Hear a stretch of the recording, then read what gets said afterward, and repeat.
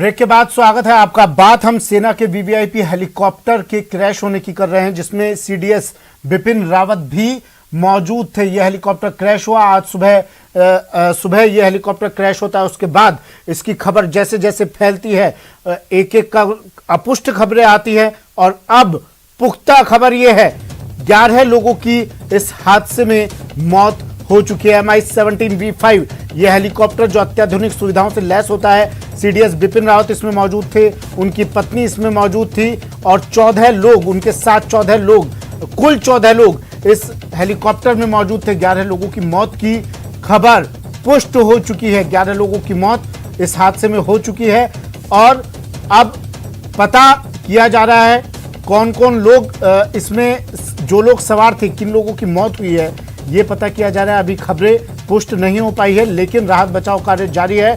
4 लोगों में सुरक्षित कौन कौन बचा ये पता किया जा रहा है। एक व्यक्ति का ये भी बताया जा रहा था कि वो लापता है, लेकिन अभी खबर नहीं मिली है कि जो सर्च ऑपरेशन चलाया गया उसमें वो व्यक्ति मिला या नहीं।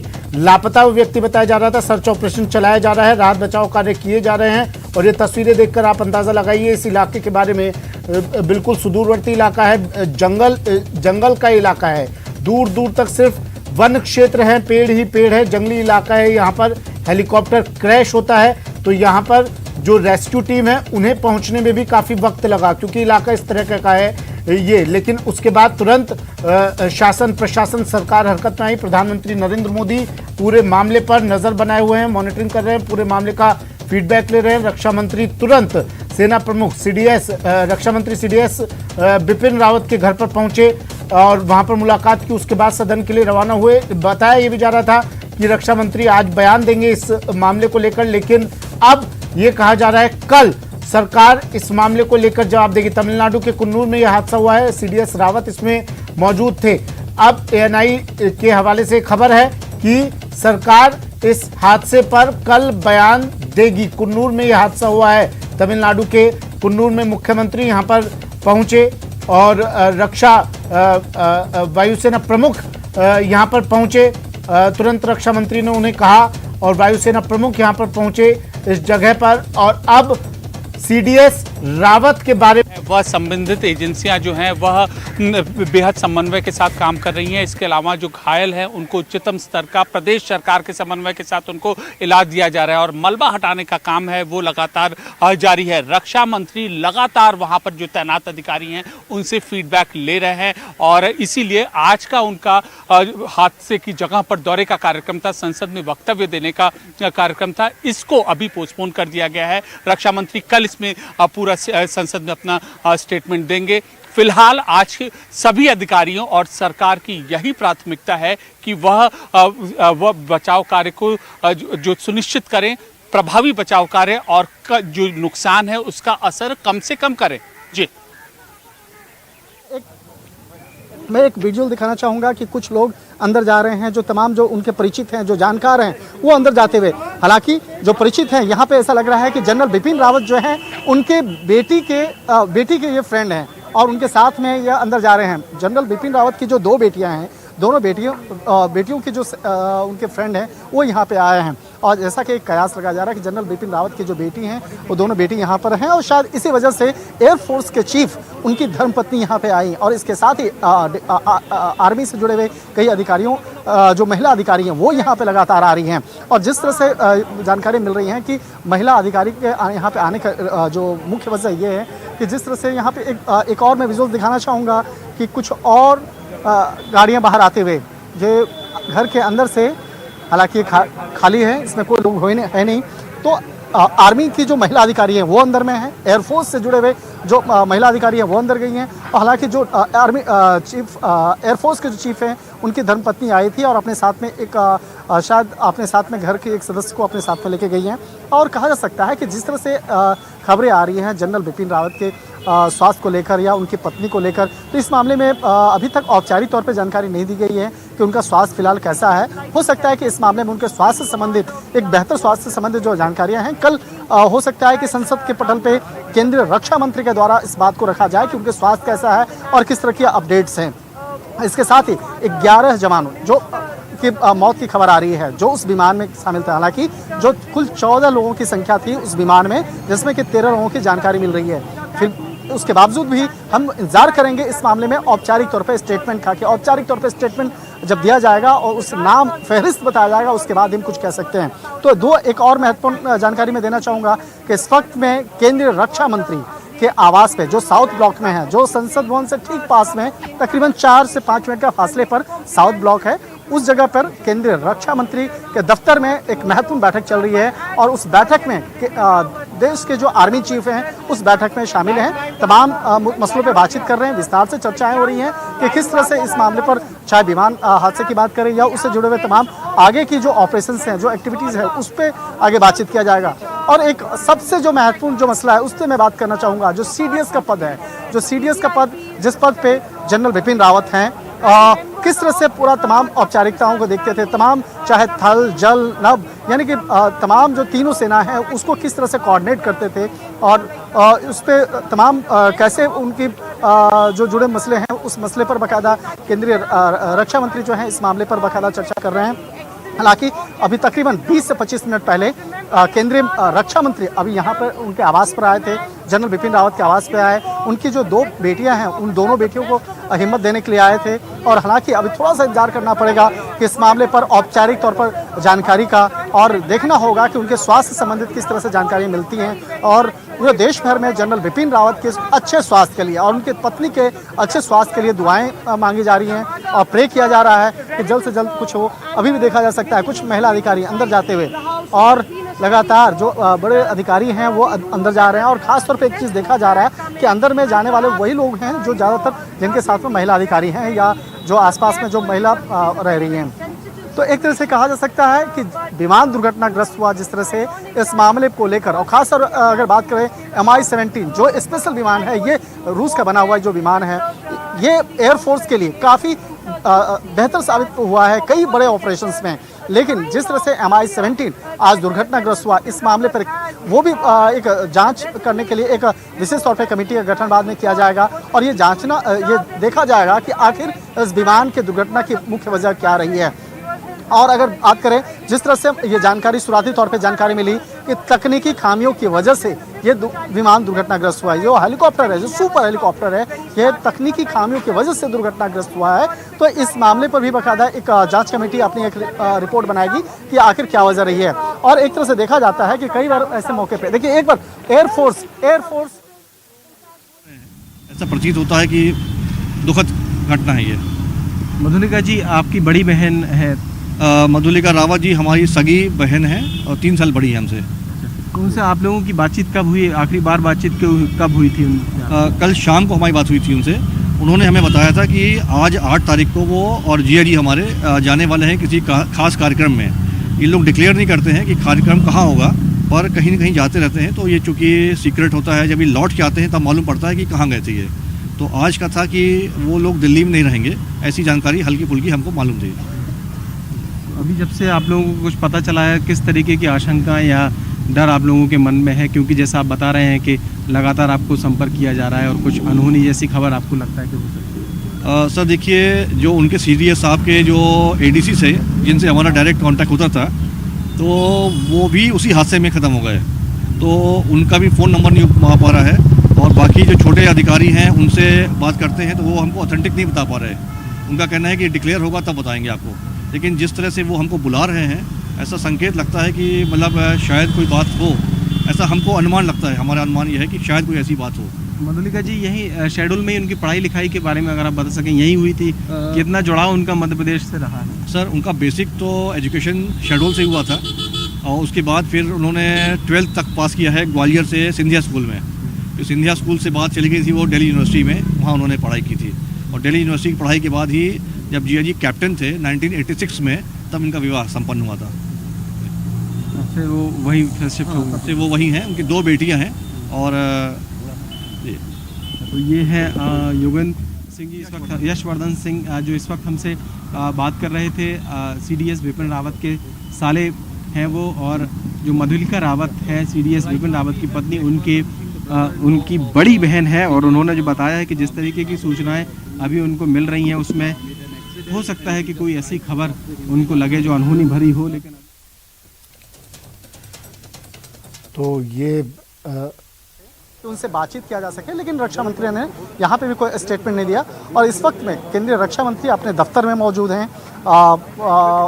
वहाँ पर इस वक्त में मैं दिखाना चाहूँगा कुछ और भी जो उनके घर में उनके परिवार के सदस्य या उनके जानकार जो हैं वो यहाँ पे जाते हुए जनरल बिपिन रावत के घर पर जो उनके जानकार, उनके परिचित, वो लगातार यहाँ पर आ रहे हैं। तमाम जो लोग घर के अंदर जा रहे हैं और कहा जा सकता है कि यहाँ पर एक तरह से जनरल बिपिन रावत का जो कद है, चाहे वो उनका प्रोफेशनल लाइफ की बात करें या उनके व्यक्तिगत तौर पे कहें, जनरल बिपिन रावत का कद इतना बड़ा है, शायद इसी का तकाजा है कि वो जब थल सेना पद से जब रिटायर हुए, रिटायरमेंट के बाद देश के प्रधानमंत्री नरेंद्र मोदी ने एक पहली बार एक ऐसा पद उनके लिए एक क्रिएट किया था जो पद कहलाया सीडीएस। और सीडीएस का जो पद होता है वो देश में पहली बार बना और वो इसकी जिम्मेवारी दी गई थी जनरल बिपिन रावत को। तो इस पद पर जब ये कार्यरत हैं तो किस तरह से देश को और मजबूती के साथ में जोड़ने का काम वो कर रहे थे। तो इसीलिए आज तमाम जो आम लोग हैं, हर कोई आज उनके लिए अरदास कर रहा है, हर कोई प्रे कर रहा है कि जल्द से जल्द उनके स्वास्थ्य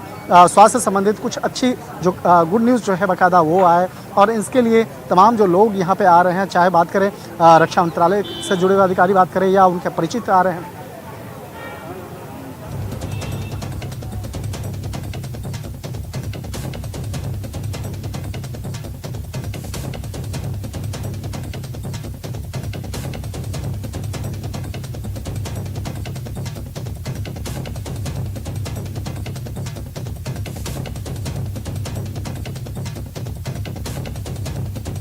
आर्मी चीफ के साथ, तो उसकी भी औपचारिक तौर पे भी कोई जानकारी नहीं दी गई। और हम लोग भी इंतज़ार कर रहे हैं कि इस मामले पर कुछ औपचारिक तौर पे जानकारी हम लोगों को भी मिले। और हम लोग बाकायदा चाहे अपने आर्मी के सोर्स की बात करें या एयरफोर्स के सोर्स की बात करें, तो हम लोग बाकायदा इंतज़ार कर रहे हैं कि इस मामले में कोई औपचारिक तौर पर हमें जानकारी प्राप्त हो। लेकिन स्वास्थ्य से संबंधित या विमान के दुर्घटना से संबंधित या जनरल बिपिन रावत या उनसे संबंधित और कोई भी जानकारी औपचारिक तौर पर भी नहीं शेयर किया जा रहा, साझा नहीं किया जा रहा है।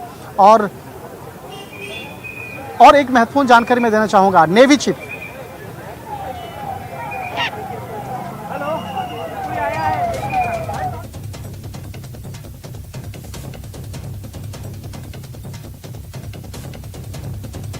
महत्वपूर्ण जानकारी, एक और महत्वपूर्ण जानकारी मैं देना चाहूँगा। ये देखिए विजुअल्स को मैं दिखाना चाहूँगा। इस वक्त में आर्मी के जो आर्मी चीफ इस वक्त में पहुंचे हैं। आर्मी चीफ और उनका काफिला पूरा पहुंच चुका है जनरल बिपिन रावत के आवास पर। इस वक्त में आपको मैं दिखाना चाहूँगा, तस्वीरों में देख सकते हैं आर्मी चीफ का काफिला पहुंचा है जनरल बिपिन रावत के आवास पर। निश्चित तौर पर अंदर जाने के बाद जनरल बिपिन रावत के जो परिजन हैं उनके साथ में बैठ करके बातचीत करेंगे, उनको हिम्मत देने के प्रयास करेंगे और उनके स्वास्थ्य से संबंधित हो सकता है औपचारिक तौर पर बातचीत करेंगे।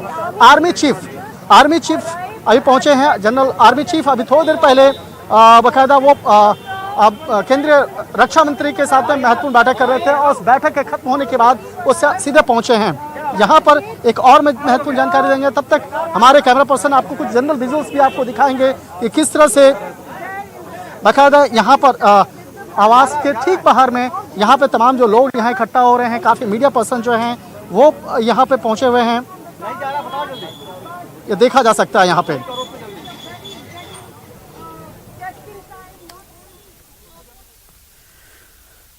जनरल सुधाकर हमारे साथ, रिटायर्ड मेजर जनरल सुधाकर हमारे साथ फोन लाइन पर जुड़ गए हैं। जनरल सुधाकर, इस आपके पास देखिए कुछ इनिशियल अगर जानकारी आ रही है, क्योंकि हो सकता है मीडिया के पास वो जानकारी ना हो, आपके पास कोई जानकारी आ रही हो उसे आप साझा करना चाहें। सुमित जी, मैं तहे दिल से आपको धन्यवाद देना चाहता हूं कि न्यूज़ 18 की तरफ से मेरे को आपने इनवाइट किया है। बहुत बहुत शुक्रिया हो। ये बहुत ही दुखदायक एक खबर है जो हमें कभी उम्मीद नहीं था कि इस किस्म का एक हादसा हो सकता है। लेकिन और विषय बहुत गंभीर है, इसके ऊपर अभी कुछ कहना ठीक नहीं होगा जी। थोड़ा सा समय दे देना ठीक रहता है, क्योंकि बहुत ही ऊंचे स्तर की लीडर हैं। सीडीएस एक जो एक आपको सबको पता है सर्विसेज के सबसे ऊपर वाले अपॉइंटमेंट में है, उनके मिसेस भी थे, उनके स्टाफ, पर्सनल स्टाफ थे और जवान लोग भी थे। 14 के नफरी थे इस हवाई जहाज में। आज सुबह उन्होंने शुरू किया था यात्रा दिल्ली से सुलूर, और सुलूर जैसे कि आपको पता है तमिलनाडु में कोयम्बटूर के पास एक एयरपोर्ट है, वहां से मैं खुद ही स्टाफ कॉलेज किया हूँ DSSC वेलिंगटन में। तो वहां पे काफी आमतौर पे काफी VIPs आते जाते रहते हैं हेलीकॉप्टर में। और है इलाका सुलूर एयरपोर्ट से जब आप वेलिंगटन की तरफ जाते हैं, ये मेटुपुलायम के ऊपर होते हुए नीलगिरीज जो हिल फीचर्स हैं, यहाँ पे पहाड़ियों के ऊपर बादल कभी कभी अनप्रेडिक्टेबल वेदर आ जाता है। जैसे कि आप सबको पता होगा दिसंबर के महीने में तमिलनाडु और इस वाला एरिया में ये रेनफॉल काफी एक्सपीरियंस किया जाता है, बिल्कुल बरसात। यहाँ पे कंडेंसेशन या क्लाउड फॉर्मेशन बहुत तेजी से होते हैं और क्लाउड पैचेस बहुत बदलते हैं। मैं खुद ही ये इसका अनुभव किया हूँ जब मैं कमांडर था तवांग सेक्टर चाइना बॉर्डर में। मेरे टाइम में ही 3 दोरजी खांडू साहब जब चीफ मिनिस्टर थे, मेरे रहते हुए उधर ही हेलीकॉप्टर उड़ गया था, लेकिन वो बादल के बावजूद हेलीकॉप्टर आगे की तरफ चलने लगे और कुछ समय के बाद हेलीकॉप्टर गायब हो गया था। और इसी तरह पवन हंस का भी मेरे टाइम में हुआ था। तो जब मौसम खराब होता है, टेरेन पहाड़ी इलाका और जंगली इलाके के सामने से ऊपर से ये उड़ के जाता है, कुछ कहा नहीं जा सकता है कि कारण क्या था। तो इसलिए थोड़ा सा समय देना चाहिए। जो इसको इन्वेस्टिगेट कर रहे हैं, जो इसको अंदरूनी जड़ तक जाने की कोशिश कर रहे हैं, उनके ऊपर छोड़ना चाहिए। ना पायलट के ऊपर कोई उंगली उठाना चाहिए, ना मशीन के ऊपर, ना किसी के ऊपर। यह बहुत ही नाजुक एक विषय है, तो इसलिए ज्यादा एक सभी को शांत रखना चाहिए, देशवासियों को। और बस इसी समय में मैं से कहता कि शोक प्रार्थना उनको देना चाहिए जो गुजर गए हैं अचानक की हादसा की वजह से। Back to you news 18। ठीक है, lieutenant general retired Mandhata Singh भी हमारे साथ जुड़ गए हैं। मानधाता जी, स्वागत है सर आपका न्यूज 18 में। सर, इस इलाके की अगर बात करें, देखिए अभी जनरल सुधाकर भी बता रहे थे काफ़ी जंगल का इलाका है, लेकिन मुझे थोड़ा अगर हमारे दर्शकों को आप डिटेल में बता सकें किस तरह का इलाका है, यहाँ पर राहत बचाव कार्य की जब टीमें यहाँ पहुंची होंगी कितनी मुश्किल उन्हें हुई होगी, और ये हादसे क्या यहाँ पर इस इलाके में संभव हैं इस तरह से? जी, पहले तो बात यह है कि नीलगिरीज जो है ये हिली एरिया है, जंगल का एरिया है, और जहाँ पर हादसा हुआ है वो काफी पेड़ों से घिरा हुआ जंगल का इलाका है जी। और ऐसे हादसे इतने ज्यादा होते नहीं हैं। ये एक मैं कहूँगा कि एक्सेप्शन है, और उनको रिट्रीव करना ऐसे एरिया से और बाद में उनको हॉस्पिटल ले जाना काफी मुश्किल काम है। लेकिन जो भी काम सिविलियंस ने किया है, जो हम देख रहे हैं न्यूज पे, मैं कहता हूँ बहुत ही सराहनीय है। उन्होंने अपनी तरफ से पूरी कोशिश की, लेकिन इम्पैक्ट इतना भारी हुआ है, जैसे आपने देखा होगा न्यूज क्लिप्स में, कि इसके अंदर जो है बचना बड़ा मुश्किल। जी सर मुझे ये और बताइए, ये साफ कैसे होगा, पता कैसे चलेगा कि हादसा हुआ कैसे है? क्योंकि कुछ ब्लैक बॉक्स के बारे में भी कह रहे हैं कुछ लोग कि ब्लैक बॉक्स होता है जिसमें आखिरी जो एयर ट्रैफिक कंट्रोल से ATC से जो पायलट की बात हुई होगी वो इस ब्लैक बॉक्स की रिकॉर्डिंग से पता चल पाएगा, कुछ ऐसा है? हाँ, उसकी रिकॉर्डिंग से पता चल जाता है, लेकिन उसमें समय लगेगा। ये जो जब भी SOS होता है, पायलट जब मुश्किल में होते हैं तो वो एकदम जो है ATC से कांटेक्ट करते हैं, बताते हैं उनके साथ क्या प्रॉब्लम है, और अगर समय मिला होगा तो, और नहीं तो हो सकता है कि ये कहीं किसी पेड़ से टकराया हो या किसी तार से टकराया हो या एकदम सडन फेलियर हुआ हो कि पायलट्स को टाइम नहीं मिला हो। नहीं सर, बेहद इतना मैं आपको बता दूं कि जितने जो आपसे बेहतर तो कौन समझ पाएगा इसके बारे में। आपको संभव लगता है कि इस तरह से फेलियर हो गया हो या पेड़ से टकरा गया हो? संभव, मतलब मैं आपसे जानना चाहूंगा। हाँ, बिल्कुल संभव है। देखिए, एक्सीडेंट है, ये तो कभी भी हो सकते हैं, कैसे भी हो सकते हैं, तो बिल्कुल संभव है कि ये एक्सीडेंट हुआ हो। और ये बता दूं कि जो पायलट्स हैं वो बहुत ही हाईली ट्रेन्ड और बहुत ही अच्छे पायलट्स होंगे, क्योंकि ये वीवीआईपी को लेके जा रहे हैं और मशीन भी बहुत अच्छी है। MI-17 एयरक्राफ्ट जो है वो बहुत अच्छी मशीन है, लेकिन हादसा तो हादसा है, हो सकता है कभी। जी। अच्छा, जब इस तरह के अधिकारी को कहीं लेकर जाया जाता है उस वक्त पर कौन कौन से प्रोटोकॉल्स होते हैं जो अपनाए जाते हैं? नहीं, प्रोटोकॉल्स तो ये होता है कि देखिए एक से ज्यादा वीवीआईपी बिठाते नहीं है। तो ये इस जैसे पता चल रहा है कि वही थे जो विपिन रावत साहब थे, उनकी वाइफ थी और बाकी उनके सिक्योरिटी ऑफिसर्स थे। तो प्रोटोकॉल वाइज तो सही था, कोई इसमें मुझे कोई गलत चीज नजर नहीं आ रही। अच्छा, जब इस हेलीकॉप्टर को जब विपिन रावत जैसी शख्सियत इस हेलीकॉप्टर में जा रही है तो कुछ सुरक्षा मानक भी तय किए जाते होंगे, जांच की जाती होगी हेलीकॉप्टर की हर एंगल से, कितने स्तर से कितने चरणों से गुजरता है उस जांच में?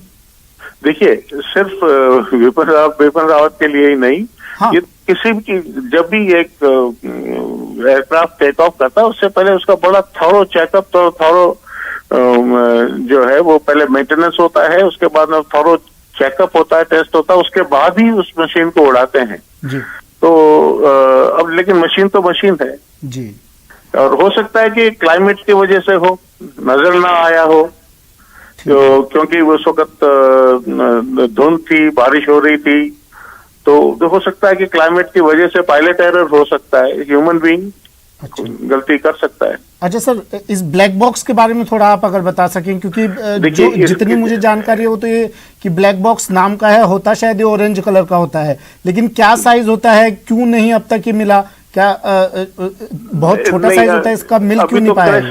नहीं, अभी तो क्रैश साइट से देखिए वो इतनी वो जल रही है वो पूरी की पूरी जगह, और मशीन जो है वो तो ठंडा होने पे निकालेंगे। लेकिन मेरे को भी, क्योंकि मैं एयरफोर्स से नहीं हूं, तो मेरे को इतना आइडिया नहीं है कि जो है ब्लैक बॉक्स जो है वो किस तरीके से रिट्रीव किया जाता है। अच्छा सर, ये जो इलाका है, कभी आपकी नजर में होगा ये इलाका, इस इलाके के बारे में अगर आप थोड़ा बता सके तफसील से। जी हाँ, ये देखिए जैसे नीलगिरी हिल्स हैं और काफी हाइट पे है और पूरा जंगल इलाका है जी। तो पायलट एरर हो सकता है इसके अंदर, क्योंकि ये देखिए आपने देखा होगा पास्ट में भी कि माउंटेन्स के अंदर जो है ऐसे हादसे होते रहते हैं। जी ठीक है, शुक्रिया सर अपना वक्त हमें देने के लिए। लेफ्टिनेंट जनरल मानदाता सिंह जी हमारे साथ जुड़े, retired lieutenant general Mandhata Singh ji हमारे साथ जुड़े और तफसील से बताया किस तरह का इलाका, किस तरह से ये हादसा हुआ होगा, ये भी उन्होंने बताया।